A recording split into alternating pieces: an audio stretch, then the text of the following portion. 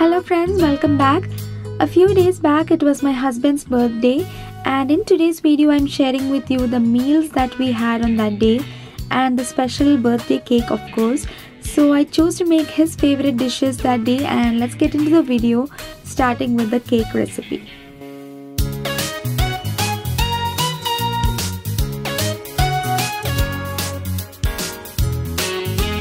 Here I have some all-purpose flour and adding some salt and mixing it and keeping it aside. In another bowl I have some butter, softened butter, and some sugar and mixing it well, and then adding 2 eggs one at a time and incorporating it evenly throughout the mixture.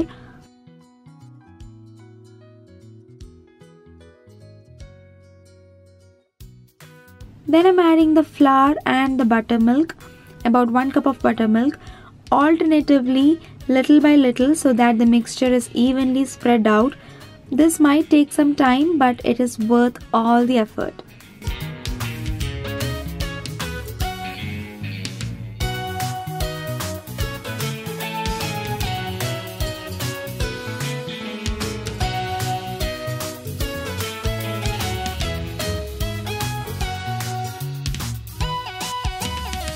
Then once the batter is completely mixed, I'm adding the vanilla essence and then keeping it aside. Then in a small bowl I have some cocoa powder and adding some orange food coloring to it, since it is an orange velvet cake today, and then mixing it well. I ended up adding a few drops of water to it to mix it well, and then adding the color cocoa powder mixture to the batter and evenly distributing the color using the hand mixer. Then here I have taken some vinegar and adding baking soda to it, and after a quick stir adding it into the batter. Now the batter is completely ready. As mentioned earlier, I'm making a large cake to distribute it to friends, and then now I'm making a small cake just for the birthday guy and our family. So taking a small portion out of the batter into this heart-shaped mold, it's a silicone mold, and then spreading it to fit into the shape, and then baking at 350 Fahrenheit for about 15 minutes.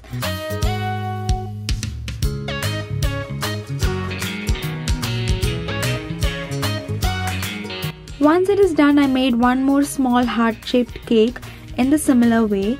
When the cakes are cooling down, I'm making the frosting ready. So for that I have the cream cheese, butter, sugar and vanilla essence and mixing it thoroughly. Now I'm applying the frosting onto the cake and just trying to decorate it with whatever I had at home, and then it was ready.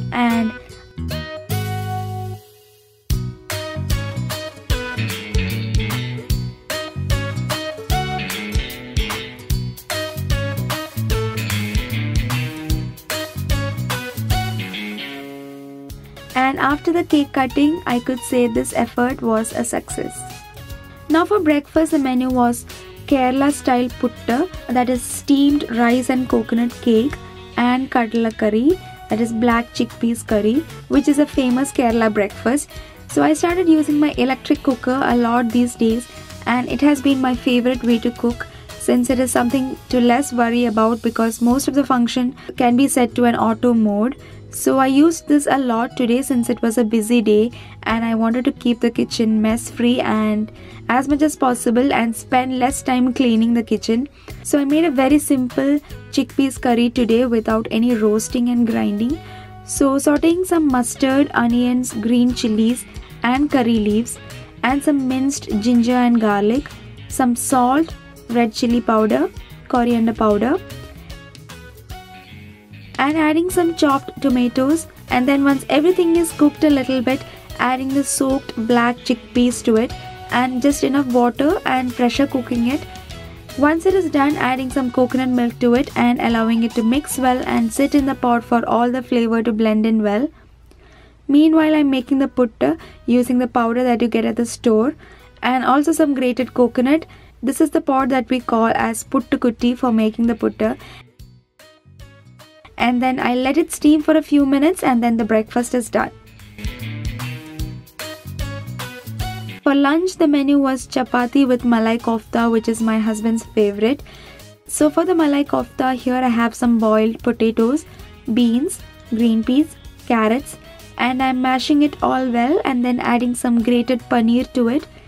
Then green chilies, some red chili powder, cumin powder, coriander powder, salt, and mixing it all well.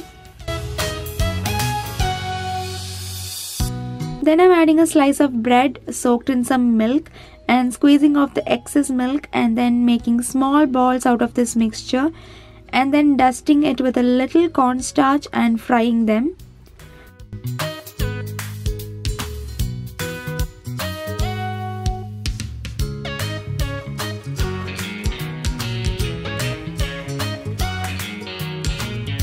Then for the gravy, I am going to grind all this together: onions, tomatoes, ginger, garlic, and soaked cashews. In the pot, I'm roasting some cumin seeds and the blended onion tomato mixture.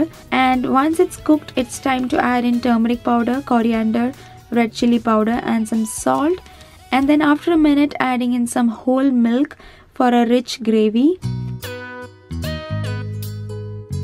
Adding some crushed kasuri methi to it and allowing it to cook.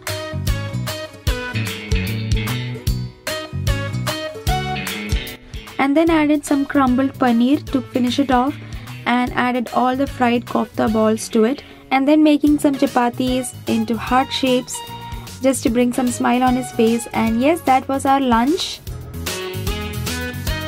Now coming to dinner, it was palappam and vegetable stew.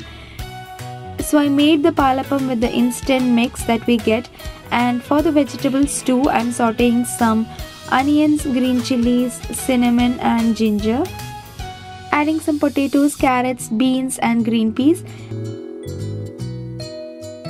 and then added some salt and coconut milk and pressure cooked it. Then for dinner we had it along with the palappam. So that was it for today. I hope you enjoyed watching this video, and if you did, please click on the like button, and I will see you all soon. Take care and bye-bye.